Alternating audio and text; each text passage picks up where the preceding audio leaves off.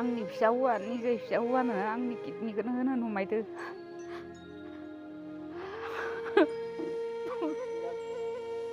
बेसेबां खरसा थांगोन? 10 लाख 12 लाखसो थांगोन आंनि फिसा हौवानो।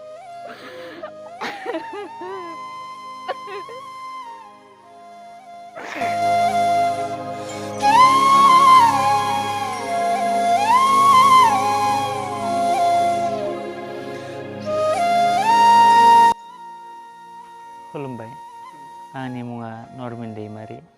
आं दा 2019 मायथाइनिफ्रायनो किडनिनि बेराम जानानै दोङो। दिनैयावलागै सिकित्सा खालामबाय थादो नारायना सुपार स्पेसियेलिटि हस्पिटालाव। माने दा डायलिसिस खालामबाय थायो सप्तायाव खननैयै। बेबायदि गोबां खालामबोबाय, माने दिनैयावलागै 12 लाख थांबाय।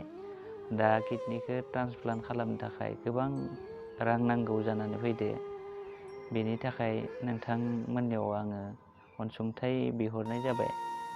माने अननानै आंनि बे बेरामनि थाखाय ट्रिटमेन्टनि थाखाय रां एसे डनेसन हरनायबा मोजां मोनगौमोन। दा आङो गोदान सरकारनिफ्रायबो दा बेखौनो बुंनो लुगैयो दे, माने आंनि बे बेमारखौ माने डनेसन होनायमोनबा एसे गोजोननाय मोनगौमोन। आरो जोंनि आसाम सरकारनि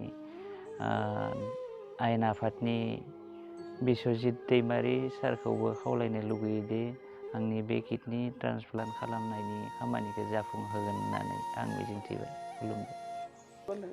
दा सप्तायाव आङो दा खननैयै डायलिसिस खालामनो गोनां जायो नारायना हस्पिटालाव।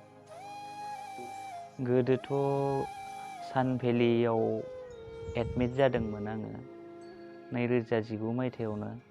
आरो बेनि उनाव नेम केयार हस्पिटालावबो भर्ति खालामनाय जादोंमोन, बेयावबो साक्सेस जादियासै। बेनि उनाव आयुर चन्द्र हस्पिटालावबो सिकित्सा खालामनाय जादोंमोन, बेवहायबो जादियासै। नाथाय लास्टाव किडनि ट्रान्सप्लान्ट खालामनांगोन बुंनायलाय माने नारायना हस्पिटालाव खाथिनि हस्पिटाल बेयावनो खालामगोन होननानै थिरांथा खालामनायसै न'नि सुबुंफोरा। दा बर्थमानथ' जोंहा बिदा फंबाय 3 दङमोन। 3 बिगा हा होनाय दङमोन। बेवहाय माने आंनि भागोखौ फाननानै नायनाय जाबाय। दाथ' उपायानो गैया फानफिननायनि। 3 बिगा। नमस्कार रायजो राजाफोर, खुलुमबाय। आंनि फिसा हौवा निजे फिसा हौवानो आंनि किडनिखौनो होनो नुमायदो।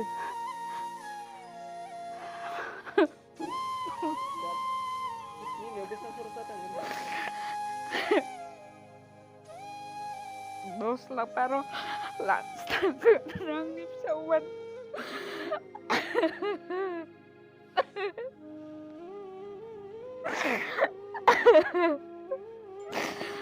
जि बायो रायजो राजाफोर,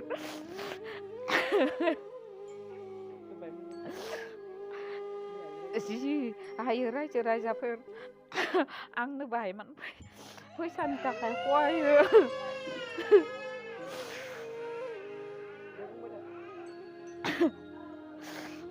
आंनि जायनि गाननाय खना बाना सेन्टा फानबाय इबो थोआ, हाबो फानबाय इबो थोआ। जि जायो आं निजेनि किडनिखौनो आं निजे फिसा हौवानो आं होनोसै।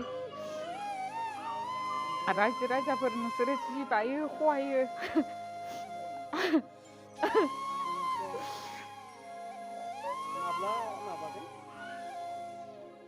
5 तारिख जयेन जागोन आंनि फिसा हौवाया। आं आरो 4 तारिखै जयेन जागोन। नाहर रायजो राजाफोरा आंखौ मोनबानो गैला आंहा न'खराव। हा हु बन्दक थालांबाय। जि हाया बाय बांला रानना मोनदो फिसा हौवाया फाननांबाय। दा आरो गथ' 2 दोङो, फिसौजो खासि फिसौला खासि, मा खालामनो।